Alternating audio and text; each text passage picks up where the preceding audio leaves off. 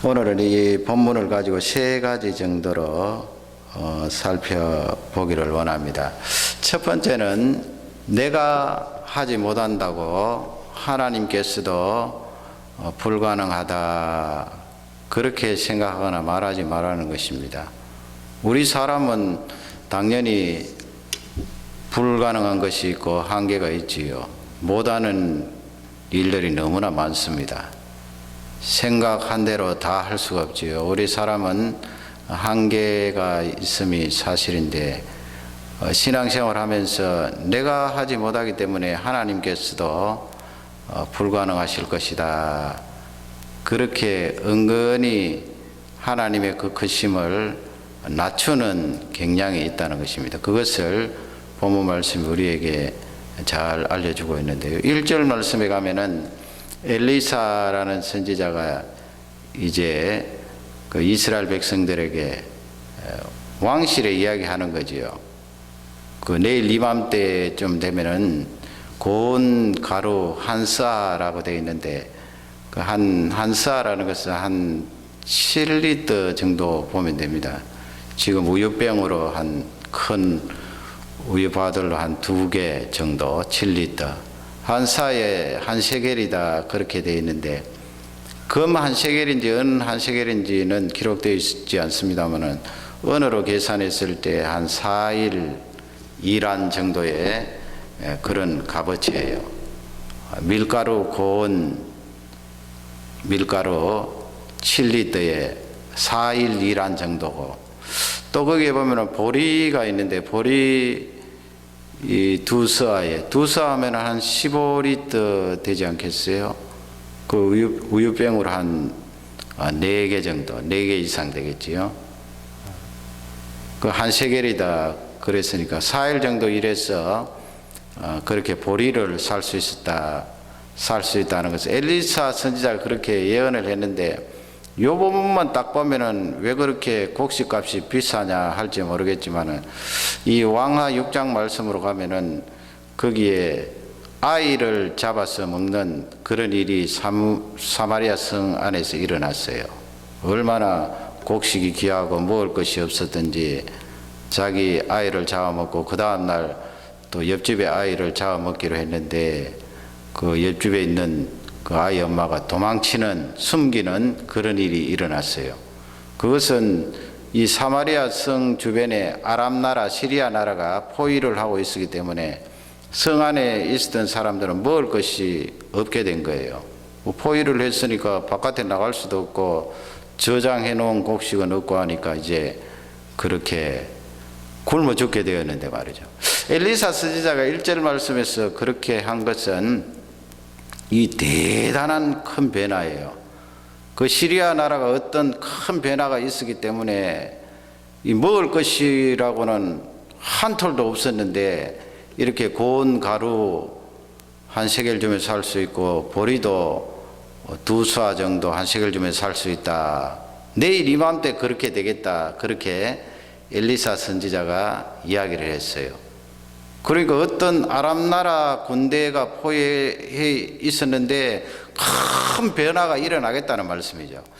그러니까 이제 2절 말씀에 이스라엘 나라의 아주 그 장군 중에 하나가 아마 그 말씀으로 봐서 이스라엘 왕에게 큰 힘이 되었던 그런 장수예요. 이 장수가 무슨 말을 하는가 하면 여호와께서 하늘에 창을 내신들 이런 일이 일어날 수가 있겠습니까? 그렇게 이야기한 거예요. 하나님께서 하늘에 창을 내어서 곡식을 쏟아부은들 이런 일이 일어날 수가 있겠습니까? 이 말이죠. 그 말은 하나님을 향하여 아주 잘못된 말이에요. 우리는 이미 성경을 알고 있기 때문에 이 사람이 이 하나님에 대해서 크게 잘못 말하고 있구나 그렇게 지금 생각할 수 있습니다만은 사실 우리가 살면서 그런 내용으로 생각하고 말할 때가 있거든요. 하나님께서 큰 역사를 일으킨들 내 상황이 반전될 수가 있겠습니까? 달라질 수가 있겠습니까? 무슨 큰 역사가 일어날 수가 있겠습니까? 그 부분에 대해서 이제 하나님께서 우리에게 주시는 귀한 말씀은 하나님을 향하여서 그렇게 불가능한 것처럼 내리지 말라는 말씀이에요. 우리 사람은 불가능한 것이 구석구석 있지요. 그 하나님께서 우리를 밀어주지 않고 도와주지 않으면 전신만신에 불가능한 거예요. 내가 사실 할 수 있는 일이라는 건 별로 없어요. 그런 나 자신을 보면서 내가 이 일에 대해서 불가능하기 때문에 하나님께서도 이 일에 대해서 불가능하리라 그렇게 생각하지 말라는, 그렇게 말하지 말라는 중요한 메시지가 되겠습니다. 마가복음 9장에 보면은 그게 9장 22절에 어떤 아버지가 아들을 데리고 왔는데 제자들이 열심히 안수 기도하고 하나님 앞에 기도해도 그 아들이 낫지 않아요. 그러니까 예수님 앞에 나와서 그런 말을 하지요. 귀신이 이 아들에게 달라붙었는데, 악한 영을 말하죠. 악한 영이 내 아들에게 달라붙었는데 그 악한 영이 내 아들을 물에도 던지고 불에도 자주 던져서 죽게 하려고 합니다. 그리고 22절에 뭐라고 말씀하는가 하면은 하실 수 있거든 우리를 불쌍히 여기사 도와주옵소서.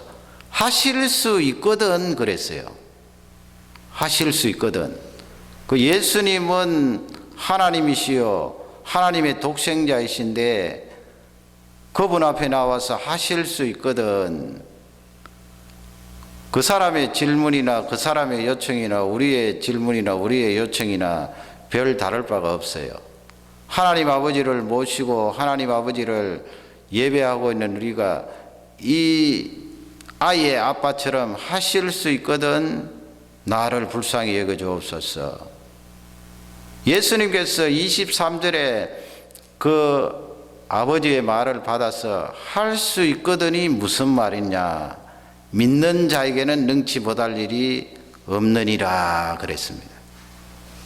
할 수 있거든이 무슨 말이냐, 하나님은 모든 것을 그 능력으로 다 하실 수 있다는 말씀이죠. 너희 생각과 너희 말로 그 크신 하나님을 제한하지 말라는 말씀입니다. 할 수 있거든이 아니고 하나님은 모든 것을 다 하실 수 있습니다. 나를 불쌍히 여기시고 긍휼히 여겨 주십시오. 그렇게 요청하라는 것입니다. 여러분, 우리가 기도하는 것이 그 크신 하나님의 능력에 접하는 것 아닙니까? 기도를 많이 하면은 우리의 믿음의 그릇이 커지고 그 하나님을 향해 기도할 때 하나님, 나는 부족하고 나는 제한된 것이 많고 나는 불가능한 것 투성이입니다마는 하나님은 못하실 일이 없습니다. 그 능력을 믿습니다. 그 은혜를 사모합니다. 그렇게 기도하는 거예요. 사실은 하나님은 그 크신 능력으로 우리에게 부어주시기를 원하시는데 우리가 믿음의 그릇이 준비가 되지 않으면 받지 못하는 것 뿐이고요. 또 기도 준비가 되어 있지 않으면 받지 못하는 것 뿐이지, 하나님의 능력을 제한하거나 제한해서 생각해서는 안 된다 하는 말씀이 오늘 첫 번째 주시는 귀한 메시지가 되겠습니다. 두 번째는 경험을 앞세우지 말라는 말씀이에요. 아니, 이 세상 살아가면서 경험이 얼마나 중요한데요. 그 경험이라는 것은 습관 아닙니까? 반복해서 이렇게 하다가 보면은 나한테 습관이 되고 그게 체질이 되고 그게 경험이 되는데 말이죠. 그러나 성경 말씀은 그 경험을 앞세우지 말라는 거예요. 앞세우지 말라는 말씀은 경험을 무시하라는 말씀이 아니죠. 우리 공부하는 학생들이 자기 나름대로 이렇게 공부하는 패턴이 있잖아요. 내가 요 시간에 이 과목을 이렇게 공부했더니 내한테 더 효과적이더라. 그 학생들이 그런 게 없으면 안 되거든요. 내 이 육신을 그런 대로 내가 잘 체크해보고 이렇게 이제까지 경험으로 봐서 그렇게 했더니 잘 되더라. 어느 시간에는 수학, 어느 시간에는 영어, 어느 시간에는 다른 사회 과목. 그렇게 자기 자신의 그 경험에 따라 공부하는 것은 참 유익해요. 그렇게 해야 돼요. 또 우리 주부들이 요리를 하는데 요리하는 그런 노하우가 있잖아요. 다른 사람하고 똑같은 시간 똑같은 재료를 사용했는데 더 맛이 있는 주부들이 있다고요. 그것은 그분이 가지고 있는 노하우 경험이에요. 당연히 그것이 필요하죠. 운전할 때도 마찬가지고요. 운전도 처음에 배울 때 잘 배워야 된다고 그러고 그 습관이 쭉 길들여져 있으면은 운전이 아주 사고 나기 쉬운 그런 습관이 되어버리잖아요. 그러나 좋은 습관을 가지고 운전을 하게 되면 그 사람의 경험이 되고 그 경험은 사고를 미리 막는 그런 중요한 역할을 해요. 그런 경험은 당연히 우리가 가지고 그런 경험을 사용해야 되는데 중요한 것은 하나님의 말씀과 내 경험이 나란히 이렇게 주어졌을 때 나의 경험을 앞세우지 말라는 거예요. 당연히 하나님의 백성이 하나님의 말씀 쪽에 앞세우지요. 왜 그런 말씀을 합니까?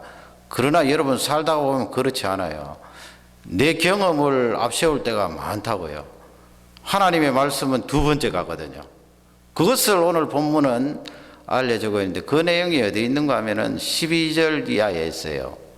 그 3절부터 10절 사이에 보면은 그 나병 환자들이 아람 진영으로 가서 그 사람들이 알잖아요. 아람 나라 사람들이 군대들이 다 도망갔다는 것을 알게 되는데 그 사람들이 그 소식을 그냥 자기만 알고 있으려고 그러다가 야 이것은 선하지 못하다 해서 다시 사마리아 성읍으로 와서 왕실에 보고를 하잖아요. 문지기에게 보고를 하니까 이 문지기가 이제 밤중에 자고 있는 이스라엘 임금님한테 보고를 하던데 임금님이 이제 12절을 말씀해 가면은 그 보고를 듣고 12절 이하에 그렇게 자기 자신의 경험을 이야기해요.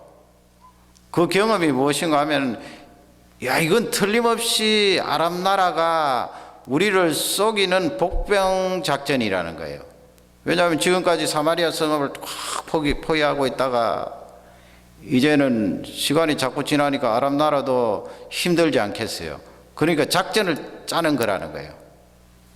자기들이 이제 도망가는 척 해놓고 딱 매복해 있다가 이스라엘 사마리아 성 안에 있던 군사들이나 백성들이 아람 나라 도망갔다 이야기하면서 나올 때 성 바깥에 나올 때 그들이 나타나서 우리를 칠 것이다. 그건 이스라엘 나라 임금님의 경험에서 이야기하는 거거든요. 그 믿지를 못하는 거예요.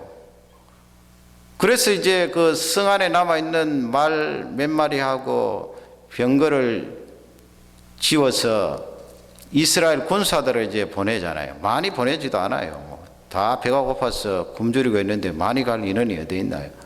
그래서 아람 나라가 도망간 그쪽으로 이제 보내게 되는데 13절 14절 쭉 내려가면서 보니까 이스라엘 군대가 그 따라가 보니까 길거리에 아람 나라 군사들이 버린 옷가지들이 막 흩어져 있고 그들이 가지고 있었던 물품들이 여기저기 흩어져 있는 거예요.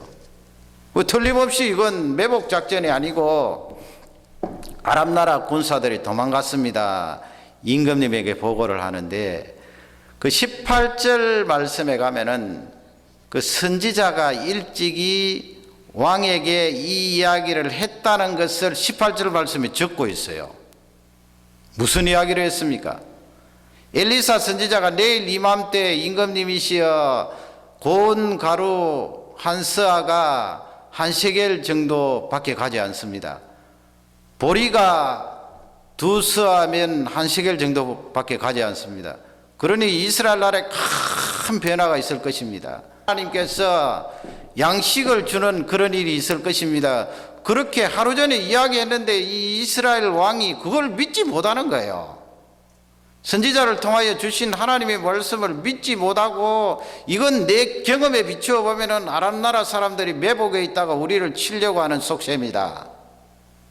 그러니 여러분 이 메시지는 우리 하나님의 백성들이 하나님의 말씀과 경험이 똑같이 놓여 있을 때 이 이스라엘 임금님처럼 이렇게 하지 말라는 거예요. 하나님 말씀을 항상 앞세우라는 것입니다. 내 경험이 두 번째 가야 되죠. 내 경험으로 봐서는 틀림없이 시리아 나라가 매복에 있다가 우리를 칠 것 같지만은 하나님의 말씀이 내일 이맘때에 너희들이 그런 기적을 보리라 말씀했으니까 하나님이 기적을 일으키셨구나, 불가능을 가능케 하셨구나, 그렇게 믿고 나아가라는 거예요. 얼마나 중요한 말씀입니까? 하나님께서 이것을 우리에게 알려주시는데요. 그 이스라엘 나라 임금님이 어리석게도 그렇게 사람을 보내고 결국은 엘리사 선지자가 말씀했던 그 말씀을 받아들이게 되는 것입니다. 세 번째 말씀은, 그러면 불가능을 가능케 하시는 하나님께서 능력을 드러내실 때 누가 가장 먼저 하나님의 그 능력을 체험하기 쉬울까요? 누가 가장 먼저 체험하기 쉬웠겠어요? 오늘 본문에 보면 나병 환자예요. 한센병 환자들. 그 3절 4절 말씀에 가면은 그 나병 환자들이 이제 결심을 하고 아람 진영으로 가지 않아요. 아람 진영에 갔더니 5절 이하의 말씀 보면은 그 아람 나라 군사들 귀에 이상한 소리가 들리게 된 거예요. 하나님께서 그 소리를 내신 거예요. 그 말소리도 확 나고 병거 소리도 나고 큰 군대 소리가 나니까 이 아람 나라 사람들이 놀라게 된 거예요. 두려워하게 된 건데, 그렇게 두려움 속에 판단하기를 틀림없이 이스라엘 왕이 이집트 나라의 또 이 헷 족속들에게 구원병을 요청하여서 우리를 치리하는구나, 이스라엘 군대라고 생각하지 않고 헷이나 이집트 나라 군대라고 생각하고 이 아람 나라 군사들이 다 도망간 거예요. 자기들이 가지고 있던 병거나 말이나 옷가지나 먹을 것이나 텐트나 다 그냥 놔두고 뿔뿔이 도망쳐버린 것입니다. 하나님의 능력이죠. 그러면 그 하나님의 능력이 드러난 그 현장에 가장 먼저 접하게 된 사람은 한센병자들이거든요. 이 한센병자들이 주는 교훈이 무엇입니까? 우리도 하나님의 능력을 체험할 수 있겠지요. 어떤 사람이 그러면 하나님의 능력을 빨리 체험할 수 있는가? 한센병자들을 한번 생각해 보세요. 그 사람들은 그 3절 말씀에 가면은 이런 말씀을 해요. 3절 4절 보면은 지금 우리가 여기 있은들 굶어 죽을 것이고, 또 성 안에 들어간들, 사마리아 성 안에 들어간들 돌에 맞아 죽거나 아니면은 거기는 먹을 것이 없어서 아이를 잡아먹는 판에 우리가 먹을 것이 어디에 있는가? 성 안에 들어가도 죽고 여기 있어도 죽고. 그래서 그 사람들을, 네 사람들이 의논한 이야기가 무엇인가 하면 차라리 아람 나라에 가서 항복을 하자. 항복하면 그 사람들이 우리를 죽이면 죽는 것이고 우리를 살려주면 사는 것이고, 그래서 하나님의 능력을 체험하는 중요한 원리는 잃는 거예요. 잃는 거. 심지어는 목숨까지 각오를 하는 거예요. 손해볼 각오를 하는 거예요. 그 성경 말씀은 역설적으로 예수님 말씀하셨듯이 너희들이 생명을 잃으면 얻을 것이요 얻으면 잃으리라, 그렇게 말씀했는데, 하나님의 능력을 체험하려면 잃을 각오를 하는 거예요. 이 나병 환자들처럼 죽을 각오를 하는 것입니다. 죽을 각오하면은 안 되는 일 없어요. 죽을 각오하면은 겁나지 않거든요. 여기 있어도 죽고 성 안에 들어가도 죽고, 그러니 항복하고 아람 나라에 가자. 아람 나라가 죽이면 우리가 죽을 것이고 살려주면 살 것이요. 이게 신앙의 원리로 들어가서 하나님 아버지, 제가 죽을 각오합니다.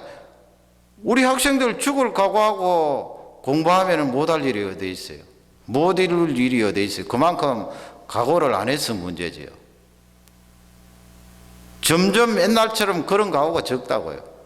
신앙이나 이 세상이나 죽을 각오를 하고 덤벼들면 그 사람이 무섭다고요.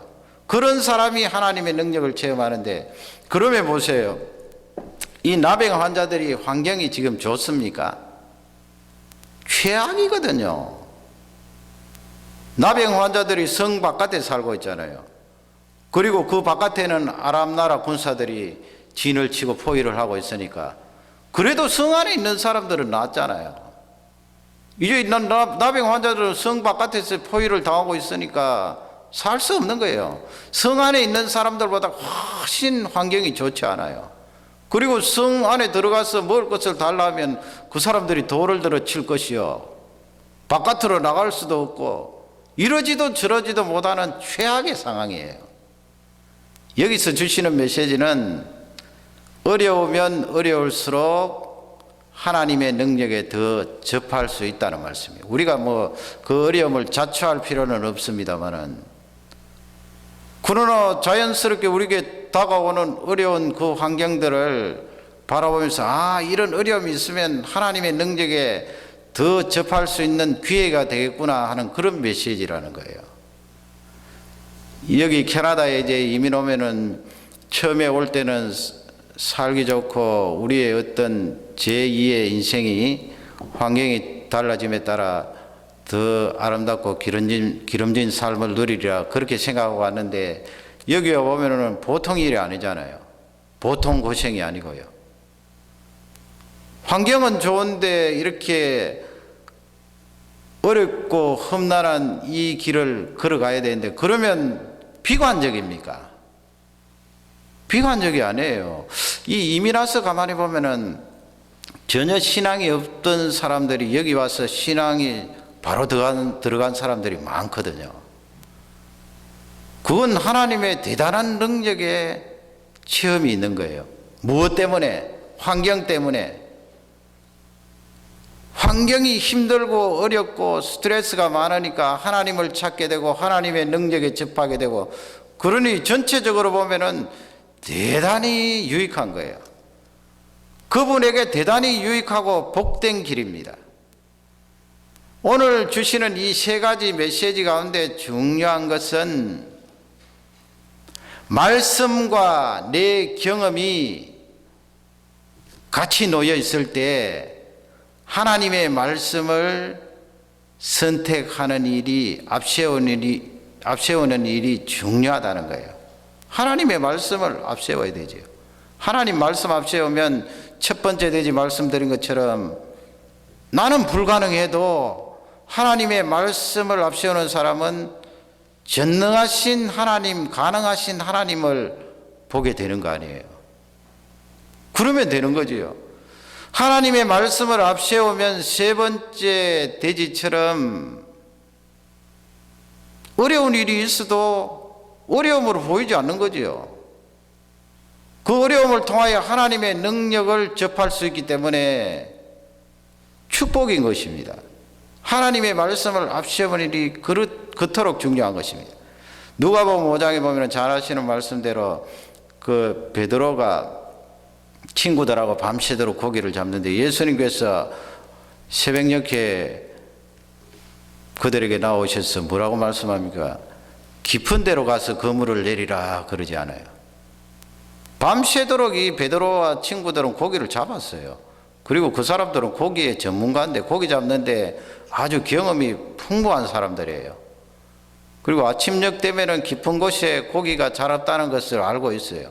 이미 밤에 깊은 곳에 많이 내렸어요. 바로 직전에 깊은 곳에 많이 내렸어요. 그러나 예수님은 깊은 곳으로 가서 그물을 내리라 말씀하니까 이 베드로가 뭐라고 말합니까? 밤이 맞도록 우리가 수고를 하였지만은 말씀에 의지하여 그물을 내리겠습니다. 그래서 그물을 내렸잖아요. 깊은 곳에 내렸더니 고기가 얼마나 잡혔든지 자기 배에 다 씻지 못하고 동물들에게 손짓하여서 2배에 가득 실을 수 있도록 하나님의 능력을 체험하게 된 거죠. 그래서 무릎을 꿇고 베드로가 예수님 앞에 뭐라고 고백합니까? 주님, 나는 죄인입니다. 나를 떠나소서. 그렇게 말하는 거예요. 그 고백이 다른 말로 바꾸면 예수님, 하나님 말씀 있고 내 경험이 있으면 나는 이 내 경험을 앞쪽에 갖다 내세우고 우선시했는데 하나님의 말씀을 앞세우고 순종했더니 이런 불가능을 뛰어넘는 가능의 능력을 내가 체험하게 되었습니다 하는 그 고백이에요. 오늘 이 말씀이 우리에게 축복이 되기를 바랍니다. 하나님의 말씀을 앞세울 때 거기에 사는 길이 있습니다. 이 세상은 끊임없이 변합니다. 자리도 변하고 부도 변하고 지식도 변하고 끊임없이 변합니다. 누가 왕자에 앉아있고 누가 1등입니까? 아무도 장담할 수가 없습니다. 그러나 하나님의 말씀을 앞세우고 하나님의 말씀에 비중을 두는 사람은 하나님의 능력을 늘 체험하기 때문에 할 수 있기 때문에 인생을 승리롭게 살아가는 줄 확신합니다. 이 말씀이 우리 모두에게 축복이 되기를 주님의 이름으로 축원합니다. 우리